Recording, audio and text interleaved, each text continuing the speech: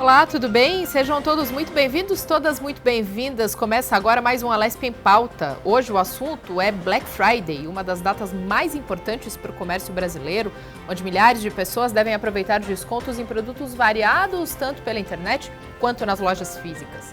Apesar das promoções serem tentadoras, muitos golpistas aproveitam essa época do ano para aplicar os famosos golpes. É por esse motivo que é importantíssimo ficar atento para não se tornar uma vítima da famosa Black Fraud. É para falar mais sobre esse assunto que recebo em nossos estúdios Patrícia Camilo, gerente da Serasa Experian, e de forma remota também convido para o nosso bate-papo Rodrigo Lang, sócio fundador do Grupo Primum Educacional. Sejam bem-vindos. Obrigada, um prazer estar aqui. Obrigado, Mariana. Obrigada a vocês. Patrícia, a gente sabe que o número de brasileiros endividados, super endividados, ultrapassa, cada vez mais, a cada ano bate novos recordes. E nessa época da Black Friday, geralmente os brasileiros se endividam ainda mais. Mas você comentava comigo nos bastidores que o início do ano é justamente o melhor momento. Aliás, o final do ano é o melhor momento para você quitar as dívidas, porque o início do ano é quando há o maior aumento, ou seja, a maior procura por crédito. É isso? Exatamente. Agora, no final do ano, a gente tem o 13º, que injeta aqui um dinheiro na economia para aqueles que têm essa possibilidade. Então, é um momento importante para quem conseguir ter esse dinheiro extra também renegociar. Mas o início do ano a gente sabe que a demanda ali por crédito aumenta muito, principalmente por contas escolares para quem tem filhos e até todos os impostos e dívidas que a gente tem também que está aqui no início do ano. Então, muitas pessoas buscam esse final do ano para renegociar, para já começar o ano com o nome limpo e conseguir voltar a ter acesso ao crédito. Agora, aquela pergunta, como limpar o nome no Serasa? Quais são as opções? Bom, a gente tem um aplicativo e um site, que é o nosso Serasa, totalmente gratuito. A partir de lá, com o CPF, já faz um cadastro e consegue ver todos os dados no CPF da pessoa. A partir disso, tanto dívidas que de fato são dívidas que sujam o nome, popularmente falando, que são aquelas ali que a gente diz que é os inadimplentes, mas também tem dívidas que estão atrasadas, mas que ainda não sujam o nome. De qualquer forma, tudo lá já aparece e todas as ofertas e renegociações já também ficam disponíveis, sendo pelo desconto e até condições de parcelamento. Então é bastante simples, basta entrar com o CPF, fazer um cadastro, já vai ter acesso a todas essas informações. Perfeito. Rodrigo, também tem um outro ponto, justamente aproveitando a Black Friday, que é como negociar com esse vendedor. Se você realmente quer aproveitar essa época do ano para fazer uma boa compra, quer aproveitar aquele preço baixo, independente de estar endividado ou não, a gente lembra que é sempre bom buscar o melhor preço. Nessa época, então, para isso é fundamental fazer essa digamos, antiga barganha, como a gente chamava, não negativamente, é claro, de forma positiva. E qual é a melhor forma, então, de estabelecer essa relação? Legal, excelente pergunta. Eu falo que essa Black Friday é a Black Friday da inovação. E a gente precisa ver as tendências que são feitas lá fora sobre negociação. Tá? A primeira coisa que eu sempre falo é saber o real preço do produto ou do serviço que você está comprando ou contratando. Então, a melhor forma de fazer isso é ter um wishlist, ter uma lista de desejos. E deixar muito claro e mapeada quanto esse produto custa hoje, tá? Para você poder comparar um dia e no local da Black Friday. Tá? Segunda alternativa que a gente vem vendo como tendência muito lá fora é a gente usar de forma inteligente essa data. Por exemplo, você tem amigos, você tem familiares que querem comprar o mesmo produto, por que não negociar de forma conjunta? Então, por que não usar o grupo da família e perguntar, olha, o que vocês querem comprar na Black Friday? E eu comprar de forma conjunta pode me ajudar de duas formas. Primeiro, se eu for comprar online, eu posso diluir o preço do frete. Então, se eu vou comprar uma TV, eu compro 3 TVs, muitas vezes o preço do frete é o mesmo. E se eu vou numa loja física, eu consigo aí sim, como você falou, aumentar o meu poder de barganha. Porque eu não estou levando apenas um produto, eu estou levando 3 produtos. Então, o que eu falo é essa Black Friday da estratégia, da inteligência e da inovação. Então, você se comunicar com seus amigos do trabalho, você se comunicar com seus familiares e tentar consolidar, por exemplo, essas compras, é uma excelente alternativa de negociação. Mas sempre lembrando, sabendo o real preço do produto ou do serviço antes dessa data. Tá? Então, esse é o momento da gente se preparar.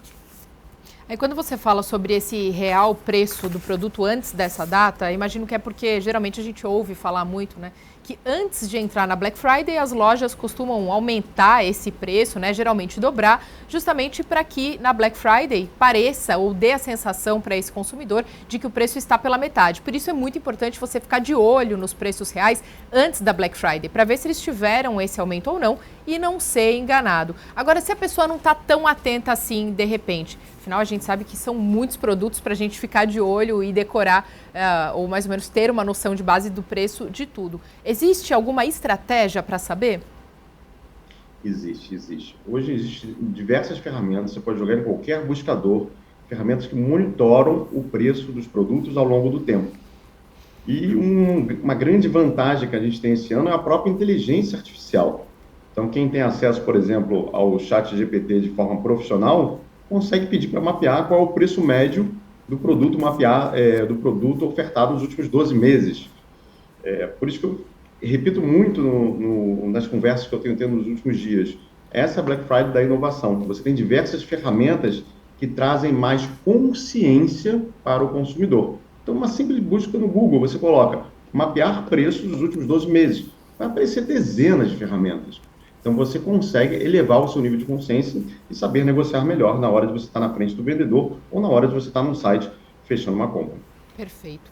Patrícia, você comentou, né, a gente falava justamente sobre esse aumento por crédito sempre no início do ano. E eu fiquei curiosa sobre um dado que eu não sei se você tem, mas se você puder chegar num número aproximado, geralmente de quanto é esse aumento, essa procura por crédito sempre no começo do ano? De 20% a 30%, comparado com os outros meses aqui do ano, né? Então, justamente, a gente vê aqui já as renegociações aumentando também este volume agora em novembro, para as pessoas já conseguirem entrar de novo aí com o nome limpo e já buscar o crédito. As renegociações, então, aumentam na mesma proporção nessa época do ano, entre novembro e dezembro? Exatamente. Então, perfeito. agora. E aí você, claro, trouxe para a gente algumas opções para se limpar o nome no Serasa, mas e para renegociar essa dívida? Tem várias opções também? O Serasa propicia essas diversas opções, digamos assim, para esses endividados? Sim, tem desde formas de parcelamento e formas de pagamento. Então, por exemplo, a gente tem o Pix, então o pagamento instantâneo que a pessoa paga e pode ficar com o nome limpo já na hora. Então, isso é bem importante para quem tem muita pressa. Né? E para quem pagar ali em boleto ou em cartão também, pode ficar com o nome limpo em até 5 dias, que é o prazo, né, de lei aí que os credores têm para tirar o nome das pessoas ali do cadastro de inadimplência após a renegociação. Agora, qual o perfil desses endividados hoje aqui no Serasa? São mais homens, são mais mulheres? Tem uma faixa etária? Tem. Em relação a homens e mulheres é muito parecido, é quase 50% a 50%, então isso não chama atenção. Mas quando a gente fala de faixa etária, a gente vê que de 26 a 60 anos corresponde a praticamente 70%, né? Então, e os idosos ali, né, a partir de 60 a mais, de 18%. Então, de fato, a gente vê que a população economicamente ativa realmente ainda é a população mais endividada também. Idosos, esse número de 18%, é porque, digamos, acabam sendo vítimas fáceis da maior parte dos golpes? Não necessariamente. Na verdade, o que a gente vê são dívidas até bastante antigas, né, que foram contraídas e que já estão ali há bastante tempo.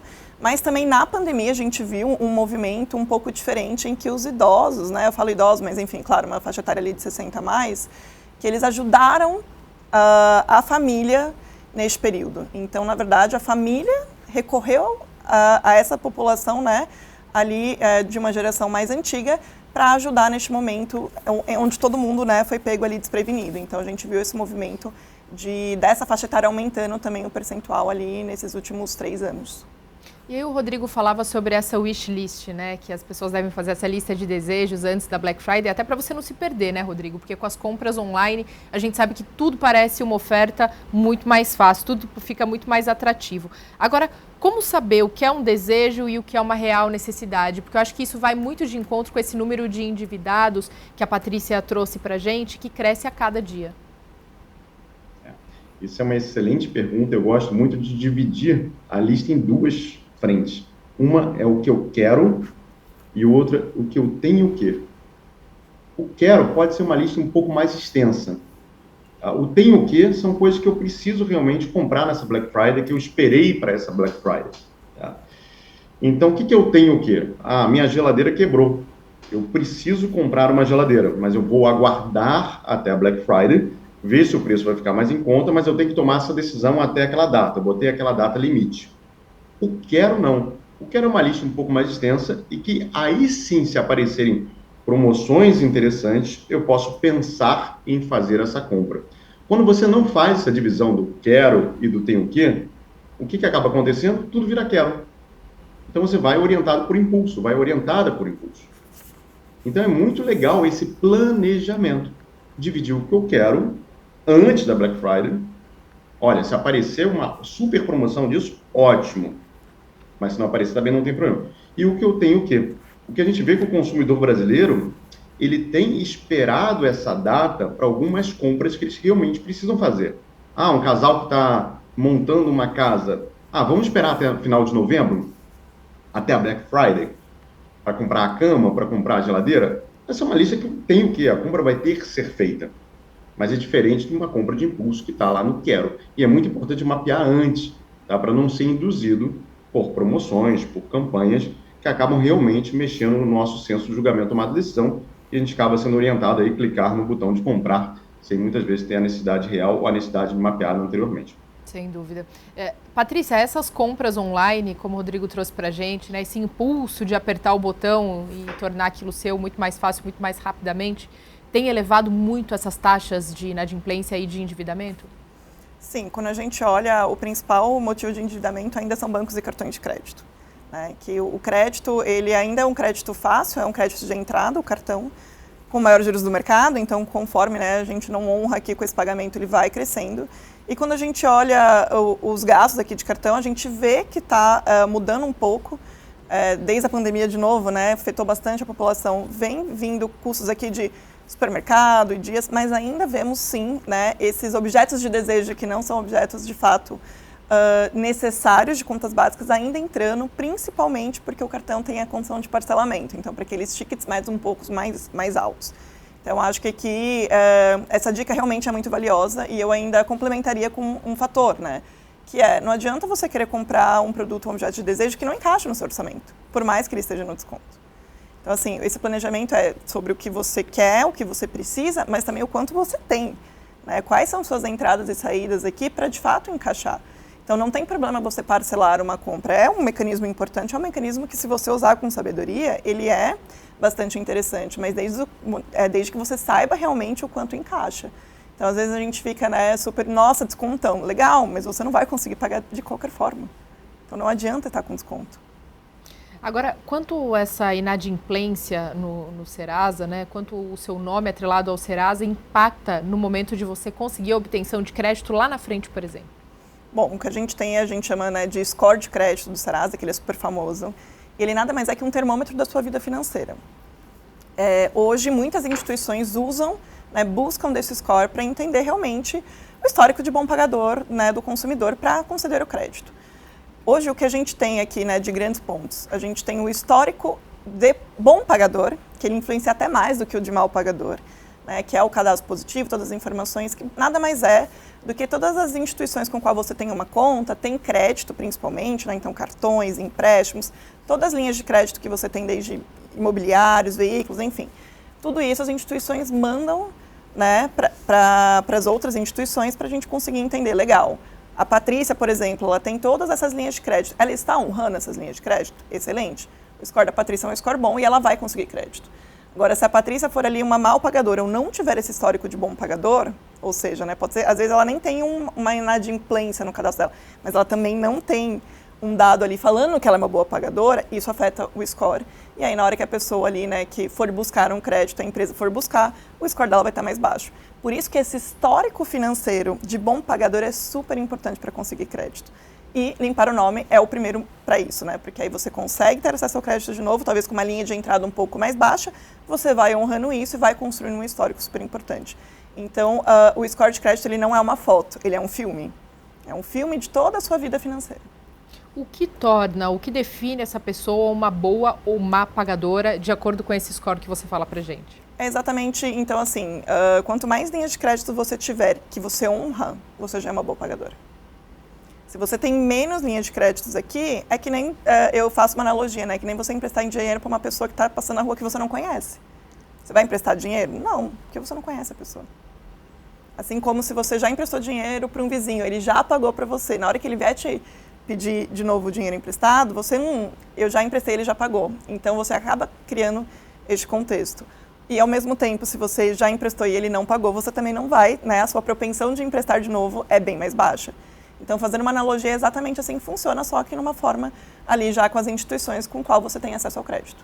E as pessoas têm acesso, conseguem ter acesso a esse ranqueamento ou é algo exclusivo realmente para as plataformas? Pelo contrário, no aplicativo e no site da Serasa é 100% gratuito. Então, a partir do momento ali que você faz aquele cadastro que eu comentei anteriormente, você já vai ter seu score de crédito, a primeira coisa que aparece para você. E mais do que isso, tem uma explicação, né, de todos esses fatores, por que o seu score está bom, está ruim, e principalmente o que você precisa fazer para melhorá-lo. Então, ali já tem toda essa explicação.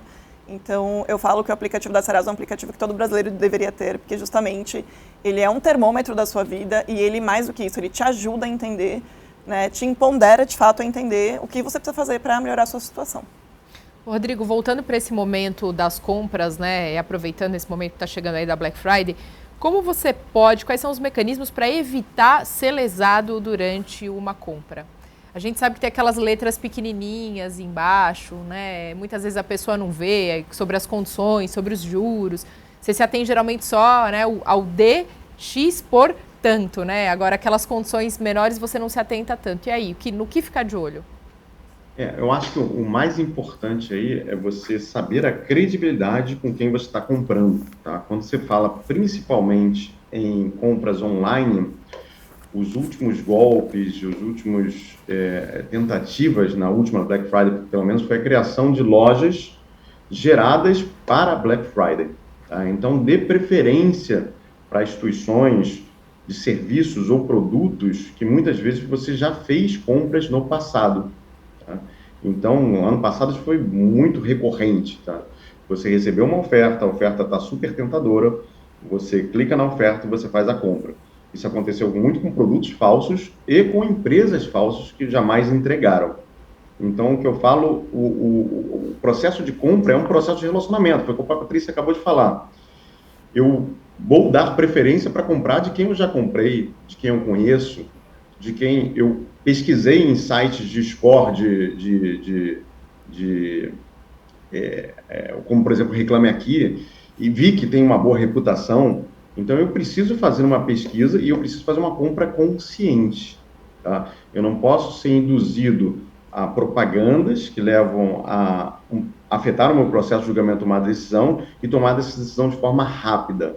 Eu sempre desconfio, tá? Se tem um contador de tempo, se tem um contador de números de objetos liberados naquela promoção, desconfia, vai com calma, pesquisa sobre aquela loja, tá? Que muitas vezes isso pode ser uma indução a você tomar a decisão de forma muito rápida. Então, hoje a gente tem ferramentas para isso. O Google é uma excelente ferramenta, qualquer buscador é uma excelente ferramenta. Então, o que eu sempre reforço é o consumidor deve, antes de tudo, elevar o seu nível de consciência sobre a loja ou o prestador de serviço que ele está comprando e sobre as próprias finanças, como a Patrícia falou, tá? Para ver se aquilo realmente cabe no meu orçamento. E como você disse, né, Rodrigo, pesquisar então esses comentários, essa classificação online dessa loja é muito importante também, né? Geralmente as pessoas deixam ali, ou até mesmo em sites como Reclame Aqui, por exemplo, acabam ajudando, guiando muito nesse momento de decisão, né? Sim. E hoje é muito fácil, você vê quanto tempo aquela loja está aberta, quanto tempo aquela loja existe, quantos consumidores já colocaram críticas no site de score, no site de avaliação.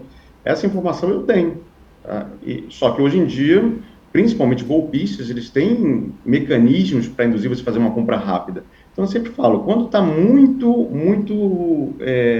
boa a oferta e quando tem alguém te pressionando de forma muito intensa a tomar aquela decisão naquele momento, desconfie, vá com calma, pesquise, eleve o seu nível de consciência sobre aquela decisão.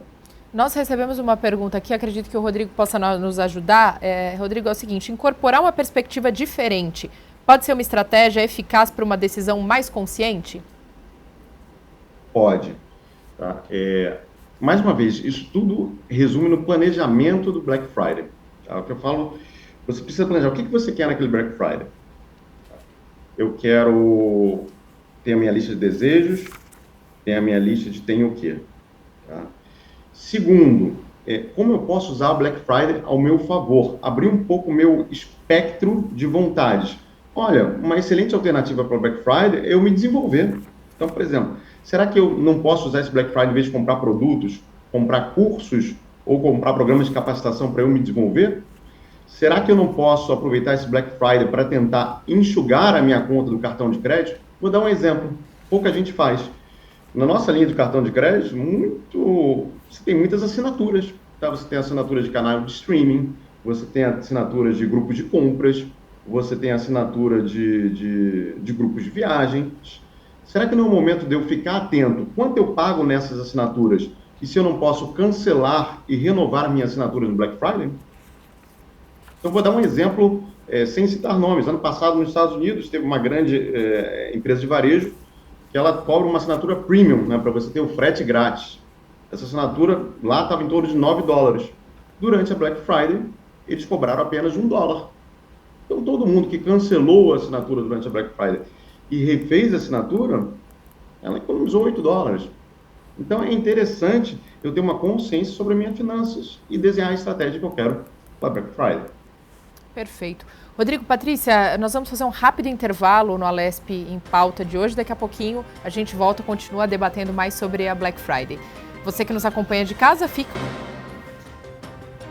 Estamos de volta com o segundo bloco do Alesp em Pauta, hoje falando sobre Black Friday. Comigo tenho Patrícia Camilo, gerente da Serasa Experian, e de forma remota conosco também Rodrigo Lang, sócio fundador do grupo Primum Educacional. Mais uma vez, sejam muito bem-vindos. Nesse segundo bloco, acho importante a gente falar sobre aquelas fraudes online, né? E principalmente sobre aqueles produtos que são vendidos de uma forma nas plataformas, quando chegam não tem nada a ver com o que foi vendido, esse comprador se sente lesado. E aí, como fazer, né? A gente sabe que o Código de Defesa do Consumidor, ele obriga, então, a essa plataforma, a essa loja, num prazo de 7 dias, então, que esse consumidor recebe em sua casa esse produto, pode ser reclamado e aí essa loja tem que fazer a devolução do dinheiro ou enviar o produto correto de acordo com os conformes. Mas isso não acontece, né, Rodrigo e Patrícia? A gente sabe que não é muito uma realidade. E aí, como se blindar nesse momento, Rodrigo? Quando você faz uma compra online, você está protegido pelo Código de Defesa do Consumidor, tá? Então, a primeira coisa é saber e se informar dos seus direitos. Tá? A segunda dica que eu dou é procure referências. Então, a gente já falou, por exemplo, das ferramentas de avaliação das lojas. Mas hoje em dia a gente tem grupos, tem redes sociais. Então, você simplesmente fazer um post, olha, alguém já comprou nessa loja? Alguém tem um feedback para mim sobre essa loja? É sempre melhor não cair na fraude do que tentar remediar essa fraude depois. É sempre muito mais trabalhoso e a Patrícia sabe muito bem disso, né? Então, use o seu meio, né? Use o seu network para pedir referências. Então, um simples post na rede social, olha, eu vi esse anúncio, alguém já comprou? Um simples mensagem no grupo de WhatsApp, olha, alguém já ouviu falar dessa loja? Alguém tem uma referência positiva? Ou mesmo, tem algumas lojas que eu vejo que pegam depoimentos e colocam lá o nome e o sobrenome da pessoa. Entra na rede social, vê se essa pessoa existe. Tá? Então, eleve o seu nível de consciência e aproveite esse momento, que é um momento que a gente tem muita informação. A gente precisa saber lidar com essa informação e vencer, mais uma vez, essa ansiedade na hora de clicar o botão. Se eu puder complementar, acho que é importante, né? O Código de Defesa do Consumidor ele é importante a partir do momento que a empresa é uma empresa idônea. Se a empresa ela é uma empresa fraudadora, não vai funcionar, né? Então, acho que esse é o ponto. E como o Rodrigo disse, não cair no golpe é super importante. Então, além de buscar essas referências também, tomar muito cuidado com as informações que você compartilha. Tem muitos sites falsos, né, mensagem de WhatsApp, e-mails que vêm de forma falsa, onde você clica num link, você passa informações, seja, né, dos seus dados pessoais, ou mesmo até de cartões de crédito. Então, tomar muito cuidado, sempre desconfiar, né, não clicar de preferência, ir nos buscadores e aí ir no site, né, da empresa que está falando e ver se ela é uma empresa realmente que já tem esse histórico e caso não tenha, tomar bastante cuidado. Então, acho que além desses golpes, de fato, das mercadorias não chegarem, porque não é uma empresa, né, idônea também tem muitos fraudadores que usam isso, na verdade, para pegar informações suas e usar isso depois, né, de uma forma errada. E justamente por ser Black Friday, com os descontos, esse senso de urgência que é passado para a gente no momento ali, né, esses descontões, até tantas horas, corre, você vai ali, já não toma esse cuidado e passa informações, e depois vem algum tipo de golpe, até depois da Black Friday, envolvendo, né, os seus dados, porque você passou neste momento com esse senso de urgência, que o varejo como um todo usa, né, esse gatilho que ele usa para de fato né, ter a compra, mas os fraudadores também usam isso de uma forma muito mais agressiva, justamente porque eles sabem que funciona. Patrícia, quais são as dívidas que mais sujam o nome nesse momento, né? Ou que mais sujam o nome das pessoas que estão listadas ali no Serasa? Primeiro, bancos e cartões. Então, cartão de crédito ainda é 30% das dívidas. E quando a gente olha em segundo lugar, a gente está com contas básicas. Então, contas de água, luz e gás vem, né, que a gente chama de utilities, em segundo lugar. E em terceiro lugar, depende muito da região, mas vem varejo, principalmente, né? Então, lojas ali de departamentos que oferecem cartões também, né? Hoje é muito fácil, qualquer loja que você entra, você tem. E financeiras, que são empréstimos, né? Empréstimos pessoais, enfim, empréstimos menores. Então, esses são os 4 ali, de novo, dependendo muito da região, isso pode mudar a terceira e a quarta posição, mas olhando o Brasil como um todo, são essas dívidas que sujam mais o nome do brasileiro. Você tem esse recorte no estado de São Paulo? Estado de São Paulo, primeiro cartões, utilities e financeiras em terceiro lugar. Perfeito. E aí quando a gente fala de Black Friday, voltando, né, para o assunto aqui do nosso programa, qual a melhor opção de compra? Né? Eu gostaria de ouvir tanto o Rodrigo quanto a Patrícia. A gente sabe que as opções são muitas, né? Tem o parcelamento, tem o crédito, tem o débito, tem o Pix, tem diversas formas, né? Mas se for possível, né, qual é a que menos complica a vida financeira dessas pessoas? Com certeza débito e Pix, porque é o dinheiro que você já tem. O cartão de crédito, de novo, ele nada mais é que um fluxo de caixa diferente. Você compra hoje para pagar daqui a tanto tempo. E o cartão de crédito, de novo, tem o parcelamento, que aí você quebra em mais parcelas ainda, que você pode pagar até em 12, enfim, tem cada loja oferta diferente. E por isso, mesmo que o cartão de crédito é tão perigoso quando a gente olha, porque se a gente não tem planejamento financeiro, a gente perde de vista essas parcelas. E como a gente não tem, né, como é um dinheiro que você não necessariamente precisa pagar agora, você paga no futuro, você se perde, porque você tem um dinheiro agora, você gastou, daqui a pouco você não tem, você parcelou, você perde de vista, você não sabe quanto você vai ganhar daqui a 60 dias e vai virando a bola de neve. Então, o débito e o Pix, óbvio, são, né, dinheiros ali que você já tem, que se você não tem, você não consegue pagar. De novo, eu não sou contra o uso do cartão, né? Eu acho que o cartão de crédito ele é um mecanismo super interessante, mas você precisa saber usar. Né? Você pode concentrar as compras no cartão, fazer uma planilhinha, fazer um caderno, é o que eu falo, o mecanismo que você usar é o mecanismo que você mais se adapta, então não tem certo ou errado, desde que você acompanhe. E hoje em dia os cartões também dão bastante benefícios, né? Desde cashbacks. Então, você consegue retornar parte do valor, seja na própria fatura, ou seja para comprar outros produtos, pontos que você pode usar depois para também comprar, para viagem, enfim. Então, assim, os cartões, eles têm esses benefícios. Você sabendo usar, você fazendo o seu planejamento e não perdendo de vista isso, ele também é uma opção interessante. Então, acho que depende muito da realidade de cada um e o nível de consciência financeira e planejamento de cada um. Rodrigo? Eu concordo 100% com a Patrícia. Eu sempre falo que isso varia de acordo com o público. O Pix e o débito é a melhor opção quando você não tem um controle financeiro, tá? Porque é o dinheiro que você tem. O cartão de crédito, se bem utilizado, ele é uma excelente alternativa. Mas ainda na mentalidade da população, muita gente confunde o seu limite de crédito com a sua renda. E você pode gerar uma grande confusão financeira da sua vida, né? E como todo mundo sabe, as taxas de cartão de crédito são altíssimas. Então, na dúvida, vamos para o Pix, para o débito, para o dinheiro que você tem. É a forma mais segura de você não se complicar se você não tem um grau de consciência do seu planejamento financeiro tão alto. Perfeito. Aí, Rodrigo... E aí uma dica adicional, Patrícia, sobre devolução, que é uma coisa que eu venho mapeando muito forte, é ter consciência do seu prazo legal. Tá? Eu vejo que algumas empresas, principalmente de serviço, elas estão aumentando de forma proposital o prazo de devolução para 14, 21 dias, tá? Lembrando que esse prazo legal era de 7 dias, né? É de 7 dias, né? Isso é uma forma, tá? De você desenvolver um gatilho na pessoa, porque a pessoa com 7 dias, ela lembra de esquecer, ela lembra de cancelar. Quando aumenta para 21, quando aumenta para 30 dias de cancelamento, parece tentador, mas você já não tem aquela proteção tão forte no Código de Defesa do Consumidor, tá? E além disso, você se torna mais propenso a esquecer o cancelamento daquela compra. Isso funciona muito com compras de serviço, tá? A pessoa esquece, quando viu já passou do prazo.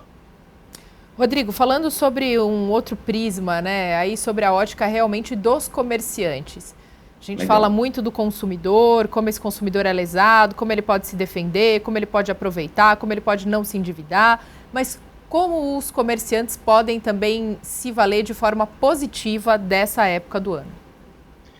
Essa, para mim, é uma pergunta super interessante que muitas vezes a gente esquece que por trás do comerciante existem pessoas, famílias também que precisam da Black Friday para gerar renda, né? Eu falo que a Black Friday no Brasil ela virou quase uma commodity. Tá? Todas as empresas acabam reduzindo o seu preço. E uma vez eu escutei uma frase de um presidente de um banco na Espanha, que ele falou o seguinte: olha, banco vai virar commodity. Antes do banco digital, ele falou, banco vai virar commodity. E a gente precisa criar significado na vida das pessoas se a gente quiser ser um banco que sobrevive a essa comoditização dos bancos. Na época, eles davam 100 euros para quem abrisse uma conta lá na Espanha, o universitário. Porque o universitário, o dia que virasse um profissional, que tivesse bastante dinheiro, ele ia pensar, pô, aquele banco me ajudou enquanto eu estava na universidade. A pergunta é, como o comércio, como uma empresa de serviço, pode aproveitar a Black Friday para criar significado na vida das pessoas?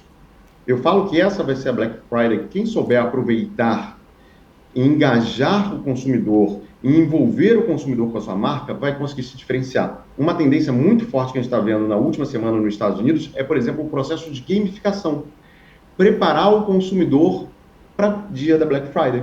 Você criar desafios, você criar quiz, que você vá fazendo com que o consumidor conquiste aquele desconto. Uma outra tendência muito forte é juntar a Black Friday com iniciativas de responsabilidade social. Por que não criar significado na sociedade? Então, olha, essa empresa está fazendo uma Black Friday social. Eu estou dando desconto para o consumidor, mas eu estou doando também parte desse possível desconto para uma iniciativa social, com clareza, com transparência. Outra forma muito legal de você aproveitar a Black Friday, se você é um empresário, é como eu fidelizo esse cliente nessa data. Então, por exemplo, eu posso falar, quem comprou na Black Friday comigo vai ter frete grátis durante o ano inteiro. Olha que legal. Eu aproveitei uma data de compra e fidelizei, ele vai dar preferência para mim durante um ano. Então, o que a gente fala é, o desconto, hoje em dia, na Black Friday, ele virou commodity. Como eu crio significado na vida do meu cliente. Tá? Hoje, a gente precisa enxergar o cliente como um parceiro. Então, como eu trago ele para dentro do meu negócio? Então, gamificação, você criar um programa de longo prazo de proximidade desse cliente, por exemplo, com frete grátis, iniciativas de responsabilidade social, são excelentes fontes para eu criar significado na vida desse cliente. O consumidor, e a Patrícia vai poder falar um pouco melhor, ele está cada vez mais com um nível de consciência mais alto. Tá? Demora a gente levar esse nível de consciência? Demora. Mas ele vai começar a diferenciar o que é uma empresa que está só fazendo uma promoção momentânea e o que é uma empresa que realmente está me ajudando. Patrícia, a bola está com você agora, o Rodrigo jogou. Concordo 100%. Quando a gente olha até em nível aqui de gerações, a gente vê que a geração mais antigas, elas têm medo da internet, têm muita desconfiança, mas cada vez mais as gerações mais novas, ou até mesmo essa geração aqui, né, sendo muito influenciada por as gerações atuais, está cada vez mais aumentando seu nível de consciência e buscando outros conteúdos, além daqueles conteúdos que eles buscavam no passado. Então, hoje a gente tem uma gama de informações, sejam em sites, seja nas próprias redes sociais, né, seja nas TVs. Então, assim, hoje o nível de informação, acesso à informação, ele é muito diferente do que a gente tinha lá atrás. Então, isso faz com que a gente tenha ali cada vez mais um nível de consciência, desde educação financeira até de outros temas, muito mais rápido. Óbvio que a gente também tem que desconfiar das fontes de informações, né, porque nem todas são idôneas, mas quando a gente fala até, né, dessas dicas que o Rodrigo trouxe, né, de entender ali gamificação, de você ter uma visão de longo prazo, de você buscar muitas referências, né, um simples post na sua rede social, alguém já comprou, nada mais é que você buscando uma referência, uma qualificação, usando uma fonte de informação que a gente não usava no passado. né? Então, de fato, não só para o nível aqui de educação financeira, mas qualquer outro tema, o nível de consciência, ele aumenta muito, porque o nível de informação também aumentou muito. Você acha que falta realmente uma noção, aí falando em níveis de consciência, como você e o Rodrigo estão comentando, você acha que realmente falta um planejamento financeiro maior entre os brasileiros? Isso incutido desde a base, né? De repente, como realmente disciplina nas escolas, ali no ensino básico. Sim, eu ia comentar exatamente isso. Agora que está começando a entrar planejamento financeiro como uma disciplina de educação básica. Quando a gente olha planejamento financeiro, ele não é uma matéria de exatas, né? Ele é muito mais uma matéria de humanas, porque ele vem muito com a questão comportamental.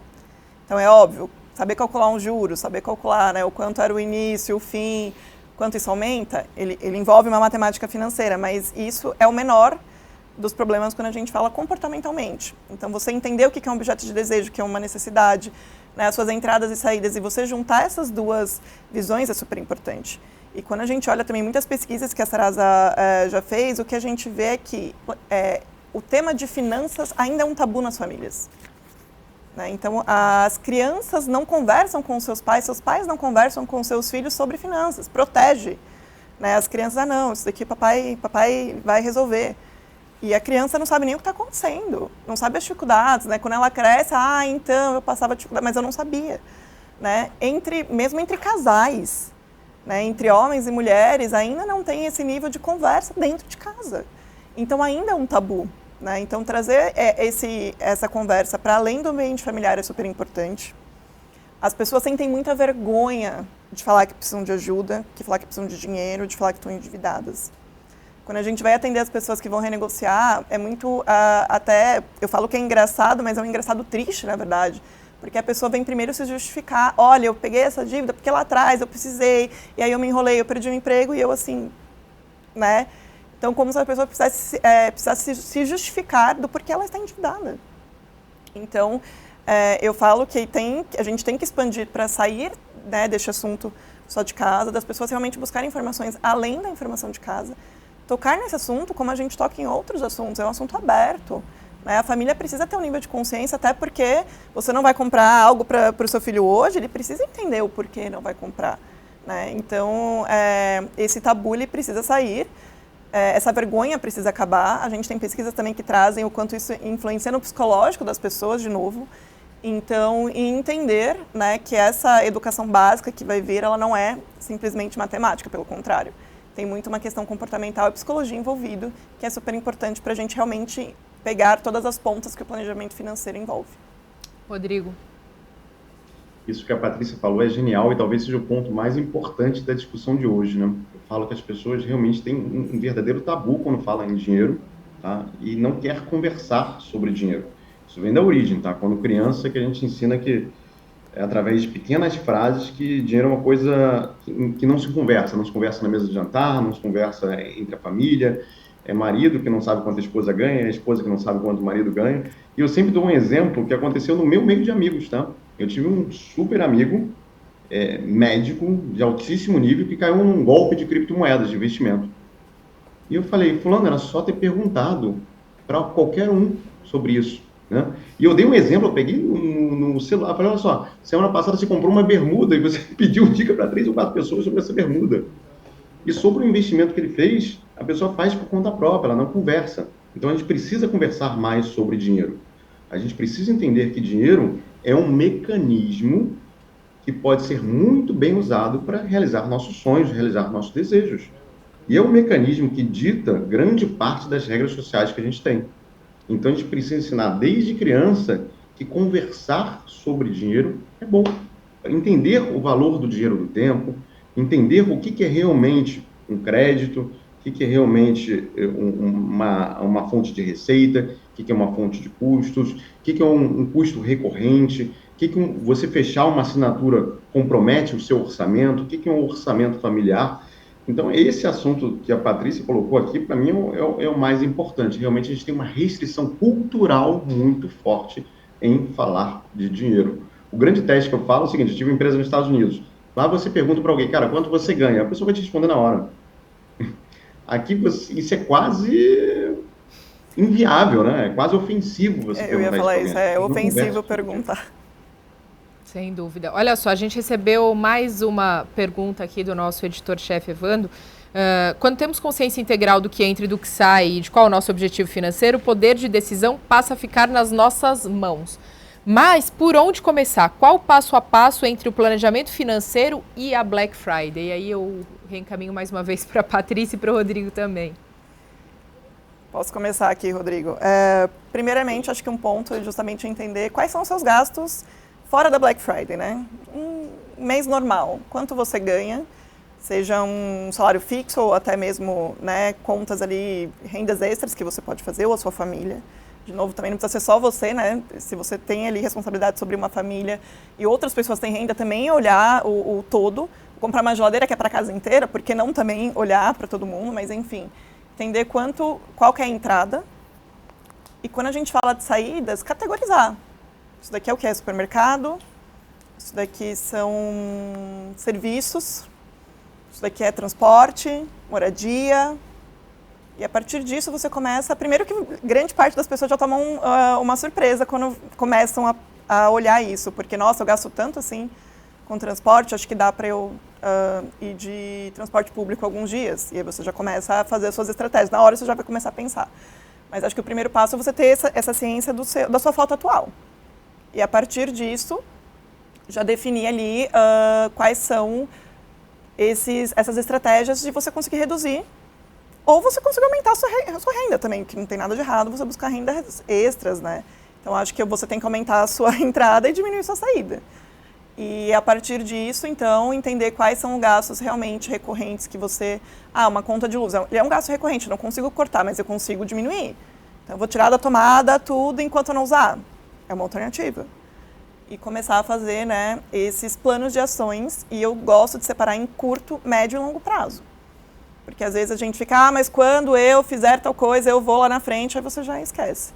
Então, assim, separar no curto prazo eu consigo diminuir isso, legal. E aí eu preciso de uma geladeira, vou usar a Black Friday para isso? Excelente, aproveita. O que você vai diminuir para caber, ou o que você vai ter de renda extra para conseguir aumentar, para no balanço, ou seja, a entrada menos a saída, você ficar no positivo. Ou no mínimo no 0 a 0, né, para começar. E aí, conforme o tempo vai passando, esse positivo você começa a investir, que já é um outro passo que realmente é para quem já está com a renda ali com esse balanço positivo, ou seja, entrou mais do que saiu, você consegue pegar esse dinheiro e fazer esse dinheiro trabalhar para você. Seja investimentos, né, mais sofisticados ou investimentos simples também. Então, para mim, o passo a passo é esse. E não adianta ser só nesse mês, você precisa pensar no próximo, principalmente quando você for parcelar, porque você precisa garantir que você vai ter aquele dinheiro no futuro. Então, hoje, olhar o passado, tirar uma foto e projetar seu futuro. Rodrigo. É perfeito o que a Patrícia colocou. Eu sempre falo que a gente precisa começar hoje. Tá? Então, é melhor ter um péssimo planejamento orçamentário do que não ter nenhum planejamento. Então, o primeiro passo é, não sei fazer, isso é muito difícil. Pega um papel simples, não precisa ser um Excel, não precisa ser um software, não precisa ser um app, não precisa ser uma planilha. Pega um papel e coloca todos os seus gastos e todos os seus rendimentos e veja se sobra ou se falta no final do mês. Visto isso, faça um planejamento, e a Patrícia colocou muito bem, olhando os dois espectros. Tá? Muita gente fala, não, olha só, vai ter que cortar aqui os gastos. Tá? Mas pense também que hoje você tem alternativas, inúmeras alternativas também para aumentar a sua receita. Você pode desenvolver um novo negócio, você pode desenvolver um artesanato, você pode ensinar algo para alguém e cobrar. Você tem alternativas para mexer na sua receita. E, ao longo do tempo, você vai aprimorando esse seu planejamento. Tá? Mas o mais importante é fazer e não ter medo. Patrícia, não sei se você percebe isso. As pessoas chegam a ter medo de colocar no papel e ter medo de ter consciência dos seus gastos. Tá? Então, o que eu falo mais importante é coloca no papel. Vai doer no primeiro momento? Vai incomodar? Vai incomodar. Mas o que foi colocado aqui, finanças não envolve só ciências exatas, envolve ciências comportamentais. Você precisa saber que aquilo faz parte da sua vida. Você colocar no papel os seus gastos faz parte da sua vida. Porque muitas vezes você se assusta. Eu mesmo já passei por isso. Tá? Quando fui olhar minha conta de aplicativo de transporte, fiquei assustado. Falei, cara, Estou exagerando, tem como fazer um trajeto a pé, tem como fazer um trajeto de outra forma. Então, assim, tenha consciência. Maravilha. E agora, para a gente já se conduzir ao final, aqui na Assembleia Legislativa do Estado de São Paulo, nós temos, então, 2 projetos de lei, um de número 628 de 2015, que fala sobre a obrigatoriedade de informações de valores e produtos que estarão em promoção nos dias conhecidos como Black Friday no Estado, com antecedência mínima de 2 dias do evento. Esse é um projeto de lei já aprovado. E aí nós temos o projeto de lei 1316 de 2023, de autoria do deputado Jorge Wilson, xerife do consumidor. Esse está em tramitação aqui na casa, que fala sobre práticas e condutas em temporadas de compras no estilo Black Friday nos estabelecimentos comerciais do Estado de São Paulo. Então ele cita várias obrigatoriedades que esses estabelecimentos devem cumprir durante esse prazo. Qual a importância, Rodrigo e Patrícia, novamente, para a gente finalizar, da elaboração de políticas públicas como essas que regulamentem esse prazo dentro do Estado ao menos? Rodrigo. Eu acho que é importante a gente deixar regras claras e não adianta você criar leis ou criar regulamentações se o consumidor não tiver consciência disso, tá? Então, mais uma vez, isso passa por educação e elevação do nível de consciência do nosso consumidor. Então, assim, tanto o governo estadual, quanto o governo federal, quanto outras esferas, podem ajudar na regulamentação, mas a gente precisa também ter campanhas que elevem o nível de consciência do consumidor a saber os seus direitos e saber aonde acessar esses direitos e essas informações. Tá? Não adianta a gente criar regras se as pessoas não conhecem as regras e também se não existe fiscalização sobre elas. Então, acho iniciativas ótimas, tá? Mas desde que o nosso consumidor saiba usar isso ao seu favor e tenha consciência disso. Tá? O nível de consciência do consumidor brasileiro ele ainda é baixo. É lógico com a geração nova, é lógico com a internet, é lógico com o TikTok, Instagram, você acaba tendo acesso a muita informação. Tá? Mas que tipo de informação é verdadeira ou que tipo de informação é falsa? Então, eu preciso ter uma curadoria e elevar o nível de consciência do meu consumidor. Patrícia. Concordo com o Rodrigo e acho que essas leis, enfim, que regulamentam, elas ajudam a manter uma concorrência mais saudável também entre os estabelecimentos. Sim. E é super importante para o consumidor isso, porque é uma forma de protegê-lo. E sim, ele precisa conhecer isso, né, para ele conseguir ser protegido de fato. Patrícia, Rodrigo, gostaria de agradecer demais a presença de vocês aqui no Alesp em Pauta de hoje, todos os esclarecimentos. E já agradeço demais também você que nos acompanhou até aqui. Esse foi mais um Alesp em Pauta. A gente se vê ao longo da